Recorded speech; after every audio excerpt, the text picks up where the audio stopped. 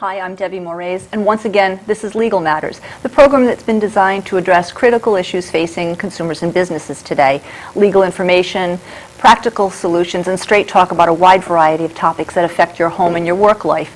Once again, we welcome our sponsors, who are from Bazar, Grasso Law Firm in East Province, Jackie Grasso to my right, and to her right, David Bazar. In the past, we have very recently discussed deadbeat dads and moms, grandparents' rights, parents' rights, and the law. Today it's treacherous neighbors and others of like ilk. You've probably heard the expression that good fences make good neighbors. Well, imagine not putting up a fence, not posting a no trespassing sign on your property. It actually could mean that you end up losing your property to some conniving, sneaking, squatting neighbors or someone else. You've also probably heard that possession's 9/10 of the law. We have a few variations on that today. Today we'll hear about the law that enables people to actually take other people's real estate property all across the country, and maybe we'll talk about a few Rhode Island-based stories. Today, adverse possession. So let's begin with the 411 on it. Jackie, David, what is basically adverse possession according to the law as it is now? You want to start? I'll start. Adverse possession is literally taking possession in an adversarial way. So it's getting ownership of property, in most cases against the wishes of the actual owner. However, there are qualifications in order to get to that position. So the ownership has to be hostile, which means you're doing it without permission. It has to be actual, so you have to have physical occupation. So maybe a fence being over the line on somebody else's property, as you said before. Open and notorious, so it has to be obvious that your fence is there, and everybody else thinks it's your fence. And as David said, exclusive and continuous for a period of time, and then that varies from state to state. In Rhode Island, I believe it's 10 years. Massachusetts, it's 20 years. That's exactly what it is. So the example that Jackie was giving, you and your neighbor have a boundary, but the fence that your neighbor has is 5 feet over that boundary, and it's been that way forever, more than 10 years in Rhode Island. That piece of property that was maybe 4 or 5 feet over becomes their property after a period of time, and there's a process where that can actually become made part of the law by filing a suit under adverse possession. And if you could avert that whole problem just by having your land surveyed, mapping it out, and staking your claim.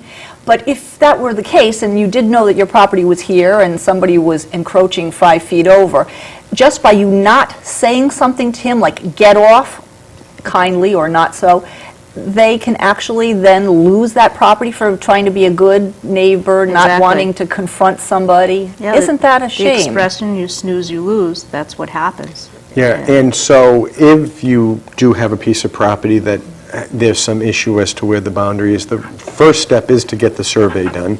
And if you find that there is some encroachment onto your property, you can send a letter out giving notice that you're disputing the use of their land, you don't want them to use it, serve that on them and file that in the records of land evidence, and that will help protect your rights against their adverse possession What claim. that actually does is it tolls the statute. So now your neighbor no longer has an open and notorious taking, and it's no longer hostile, because now you're not doing it.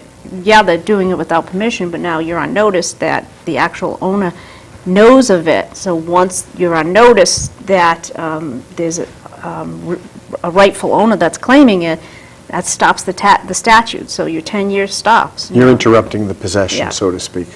So the law exists for a reason, and that makes sense. But how about the actual reality of a law where, say, someone owned property for years in the woods of Maine, and there were 50, 60 acres, and it gets passed down, and it's now an elderly person who doesn't go to the lower 40, 50, or whatever it is, and somewhere, because they haven't toured the woods recently, somebody's been able to set up camp or something. I don't know if they do such, but theoretically, that person who's been there, unnoticed perhaps because the person didn't go staking out the property, could then suddenly lose his or her property.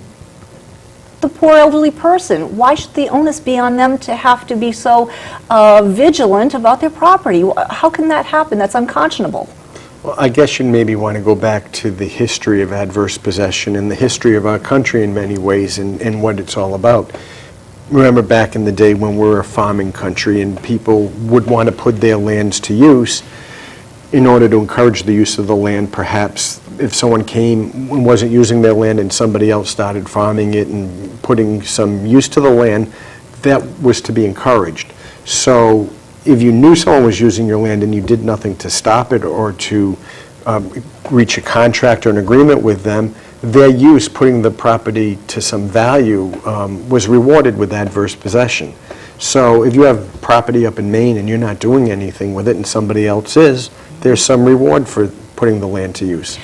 But of course, how about that owner? I choose to let that land be idle, be fallow. In fact, if you want to talk about current law, there are farmers out in the Midwest who are literally paid by our government to not do anything with their land. So how can that continue to be a consistent defense for my reason to be able to have access to your land just because you haven't used it in 10 years? Well, if you want to put somebody's land to use that the government's paying you to keep fallow, you're going to get stopped immediately by the owner of the land. The person who owns the property up in Maine can protect their land by having someone check on it, notifying whoever's using it inappropriately, and making sure that they are following all the rules of ownership, which is that you make sure your land is being used the way you want it to be used. It almost sounds like squatters. Yes. Right. You know, which is happening in the city of Providence now with the properties that are Occupy property. Right. Yeah, well, you know, owners have surrendered property, and, you know, they vacated property, and now they're having problems with squatters. You know, banks are foreclosing, and they just can't Right. kick someone out that's a squatter. It's not that easy. Well, back to the issue about farmers, and I guess it's in Florida, but the 19,000 livestock farms in the state with horse farms and sugar cane and orange groves, Florida actually published a handbook of Florida fence and property law, quote, adverse possession.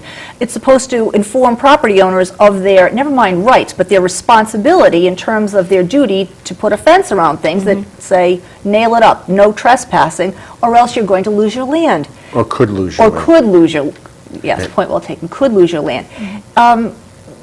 Is that a fence alone the way to keep your neighbors from suddenly acquiring that land? Oh, yeah, I think so, because now you're saying to the whole world, keep out of my land, so. Yep. There are other ways Yeah. to protect your property, too. Remember, Jackie said that it has to be adverse or without consent.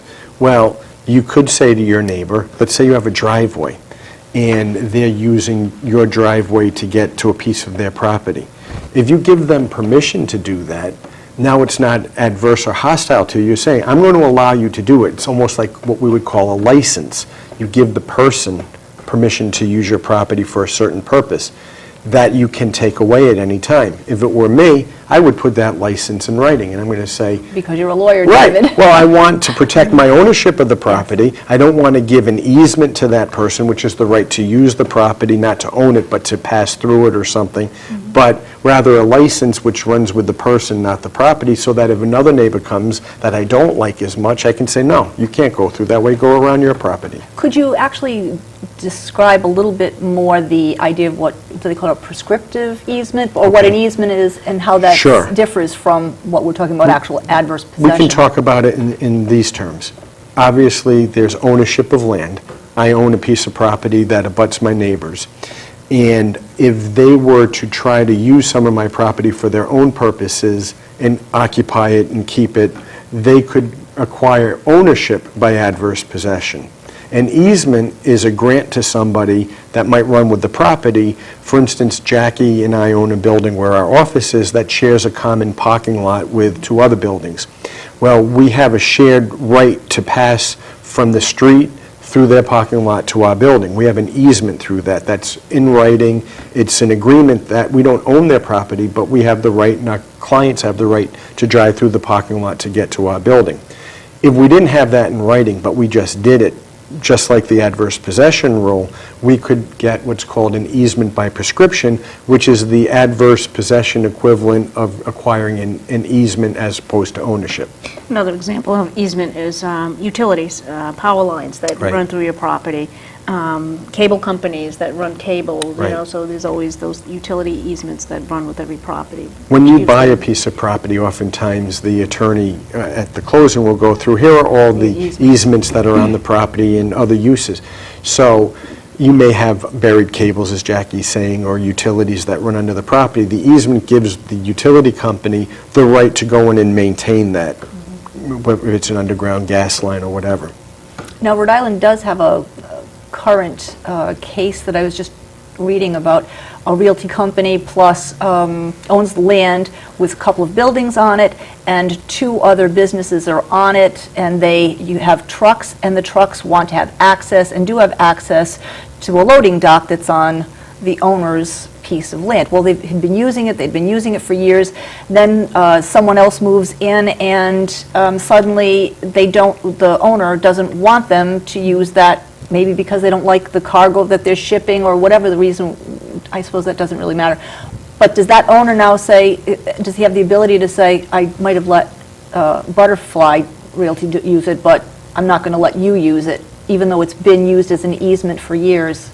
Well, that's a very interesting case, because if they had put in writing, like I said, the license to that company or person to use it, and then wanted to revoke the license because it runs to the person, not the property, they could do that. If they didn't have anything in writing, the other side could argue that they have required an easement by prescription. There may not be anything in writing saying they have the right to do it, other than the fact that they did it for more than 10 years, going back and forth across the property. And often, as you see, these cases end up in court. And court, and court, on it. yeah. Now, when they do, I had read somewhere there was a trial with a jury. Bench trial. And there's a Superior Court ruling, and if you don't like it, there's an appeal to a Supreme Court. Does it always go that way, jury first, or does it perhaps just go to a judge at certain times? You have What's the option of difference? asking for a jury, which is 12 members of the general Your public, peers? your In peers. Rhode Island for civil, it would be 6. It's 6, okay. Six. So, or you can just ask for a bench trial wherein the judge would just make the decision, so you don't have to deal with Right. any jurors. And in either case, if you don't like that outcome, you can appeal it to... You can appeal it to the Supreme Court. Supreme, yes. Assuming they would hear the case, so Right. it's up to Well, them. if it's a Superior Court trial, for most cases, there's a right of appeal to the Supreme Court as opposed to writ of certiorari, which in certain cases, the Supreme Court has to agree to take the case. So you file a writ of certiorari saying to the Supreme Court, would you please hear this case? All workers' compensation cases, for example, have to be appealed by writ of certiorari. But a Superior Court trial where you think the judge made a mistake or there are some issues of law that were misinterpreted, you have the right to appeal to the Automatically to Supreme appeal. Court. Apparently, that goes on quite often from what I was reading and doing some of this research. But when they challenge the judge's interpretation of the proof for adverse possession, adverse didn't necessarily, it had to be hostile, and that didn't mean a spirit. That was just that it was not what was intended to be used as that land that I own. An unwelcome use Unwelcome. of the land would be hostile. So if someone does usurp that property and starts to plant flowers, trees, and a bird bath and whatever else, and they decide that they want to claim rights to it, if I'm the one who's been paying the taxes on it all this time, what suddenly happens? Shouldn't that new possessor suddenly have to pay me back the 10 years retroactive or whatever? Well, it's interesting that you talk about that, because some states do require that the adverse possessor pay the taxes. Some states don't. Rhode Island Retroactively? I would think so, yeah. You would have to pay retroactively. Rhode Island doesn't have that in their statute, that the adverse possessor is required to pay taxes. That may be a defense to the actual owner, Right. that the owner has been paying the taxes all this time. So how could you, in theory, ask this court to give you that piece of land when I've been the one who's been paying the taxes? Remember that this whole area is very much fact-driven. Yeah. So how long have you possessed it? It's a fact to be determined. Whether it was continuous, exclusive, to the exclusion of the actual owner. Some of the facts that would come into play are the fact that, well, the owner paid the taxes, and that has some bearing on it. It's not in our statute as to that it's a requirement, but it would be part of what a fact finder could use in determining whether or not possession has been given up to the adverse possessor. One example that I came across was a 2002 case wherein the adverse possessor was trying to claim right to title because the individual had mowed the lawn for a period of time, which was in excess of the statutory 10-year requirement. And when the case went to trial, ultimately this trial judge says mowing the lawn is not enough to qualify for a definition of hostile, actual, open, notorious. So the mowing of the lawn wasn't enough. The actual putting a fence there would have been enough. Because So now again, you're taking it to the exclusion of the owner. You're keeping the actual Yeah. owner off of the property. Makes sense. Yeah. There's another element to this adverse possession. I read there is color of title and without color of title. color of title and without, Excuse me. They have the land for 7 years. They've cultivated, as you pointed, Yeah. not just mowed the lawn. They might have planted a tree and shrubs and I don't know what else they might have put on it, that they put an enclosure on it like a fence. Did they do something to contribute to animal husbandry? I don't know exactly what that technicality is, but in other words, they're actually improving Right. a lot of the So land. color of title is just another way of saying that they have occupied the property and used the property as their own, following the rules of adverse possession. It's one of the things you would look at. They say, well, we put up that fence over the line. We didn't know it was over the line. You didn't know it was over the line, but we both accepted that the property on this side of my fence is mine. And so that's sort of what you're saying with color of title. And when someone decides that they're going to be doing this, is it possible that they could have just done it for the good of the cause for some short period of time and then realized somewhere along the line that this statute, such as it is, exists, and now they move to stake a claim? Might have been innocent at first. If it's innocent, you might want to be nice to your neighbor and say, thanks a lot, isn't it swell that you mowed the lawn and planted the pansies? But now it's been going on for years, and now they decide to get more aggressive with it. If you write to them or file a record, that ceases that Stops. 7 to 10 That was the notice we had years. talked about, interrupting the period of you possession. have to put them on notice. And would someone need a lawyer to do that, or can they just write to their town hall, or how does that actually physically get Yeah, done by an owner? maybe you should have a lawyer do it, because you don't just write to the town hall. You have to send notice to the person who is adversely possessing the property, interrupting the possession with the correct language in the notice, have it served on them, and then filed within 3 months after it's served in the records of land evidence. So there are some steps you have to take. I would consult with an attorney for And that. would just about any attorney be able to do that? I understand that there are specific attorneys who address this adverse possession issue. They call them boundary dispute attorneys? Well, there are lawyers that just specialize in that. Yeah, and- most and- real estate lawyers would Oh, yeah. have an Before understanding. before you even embroil on that, I would actually have a survey done, so Right. you don't want to go in and tell somebody I own the property that you don't actually own, Right. you know. Yeah. Quite often what happens is when people do put up fences, that's when this issue comes up. That's right.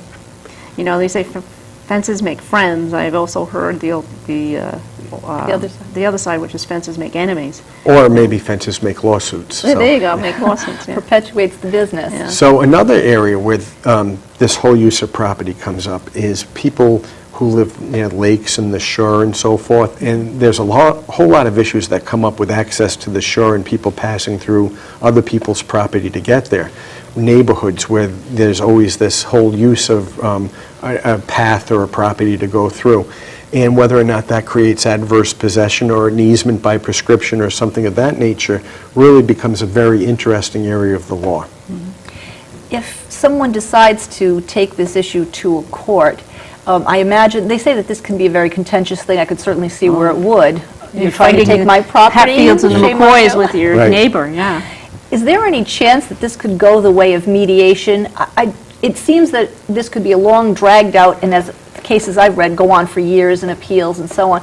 It seems like it would be so nice if this could be mediated, and I guess the question I have for you is, does that even seem within the realm of possibility when you know that at the outset that the person who is trying to do adverse possession, it's thievery, it's planned Well, outright thievery? It's actually very interesting that you should ask that, because your gut reaction would be that this is not an area of law that would be subject to a successful mediation. It's almost like all or nothing. Yes.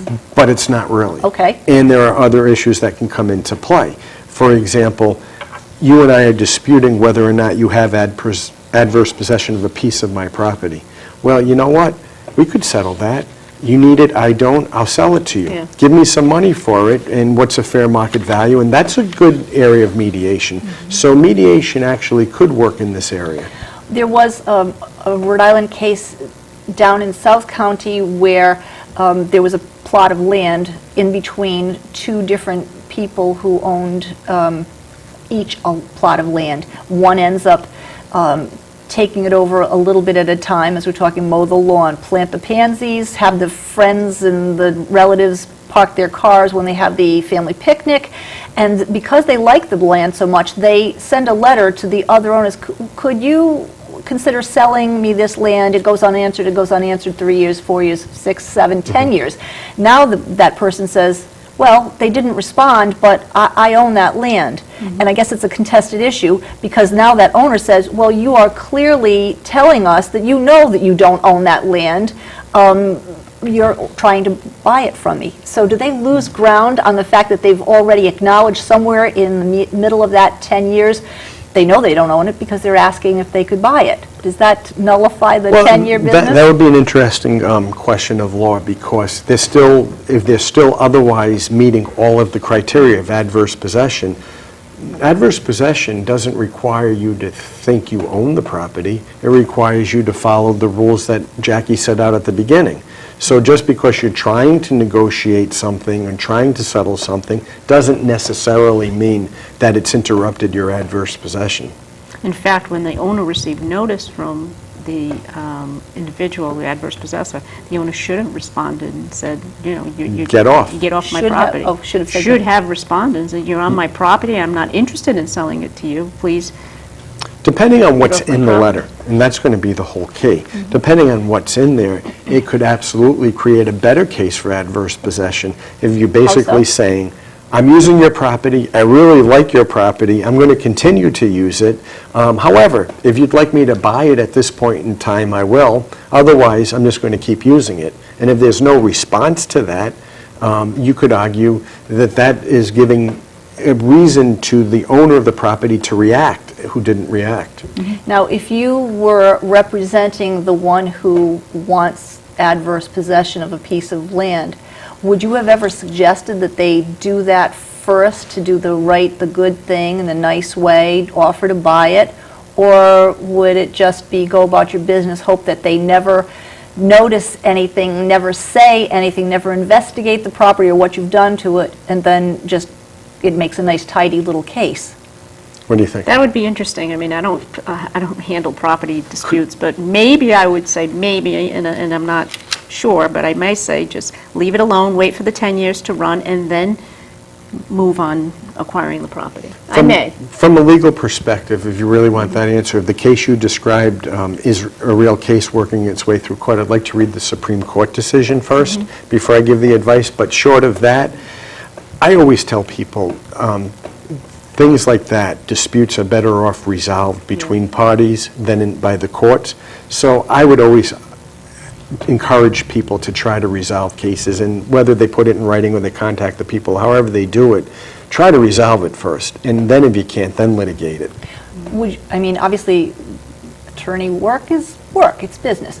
Would you be likely to say, try to work it out yourself? Secondly, call us if you need mediation, and maybe that's one step before you have to bring out the guns and go to court and all the rest of that. But is it likely that someone is going to say, I tried to sell it, can't work it out amicably, so I will go to mediation? Is that likely to happen if you already know someone is wanting, hell-bent on having a piece of property that they know isn't, at least at the moment, there? Well, as a mediator, I would always encourage people to try to use mediation to resolve these disputes because, as I said, at first blush, it may not be something you think mediation could help, but it really probably can, because even if it's how the property is being used, you might be able to mediate a use of the property that the adverse possessor wants to use that the owner is okay with. So these things are subject to mediation and can be resolved that way. On the other hand, if you're hell-bent on owning that property and don't want to try to resolve anything, it's not going to work. And just like in any other case, you know, if two people are just not going to sit and listen to each other, then mediation won't work. I understand that these cases are across the country in variations. Fences, about lots of land if you were farmers. I don't know exactly what happens on the West Coast. I didn't read about that specifically, but did about Rhode Island and Mass and Florida. It seems that the legislatures are looking at this law and are likely to update it, however that means, because certainly it seems that letting land lie fallow, that should be my option. Maybe not back in covered wagon days where we needed to, multiply and produce. So where do you think would be a reasonable place for this kind of law to go that would make sense? What's a reasonable way to modify it? Well, it's interesting because there are so many abandoned properties right now, it is becoming a problem. So I don't maybe extend the statute instead of 10 years, maybe 20 like it is in Massachusetts. I'm not sure that the time is the big factor as to what the property, how it's being used. Occupied. As Jackie's saying, with what we have now, the bigger issue is abandoned properties and housing. If someone comes in and puts some money into it and fixes it up and really makes something usable for themselves, maybe that should be rewarded, as opposed to the owner who's just letting this piece of property sit and bring down the neighborhood as a crumbling shack.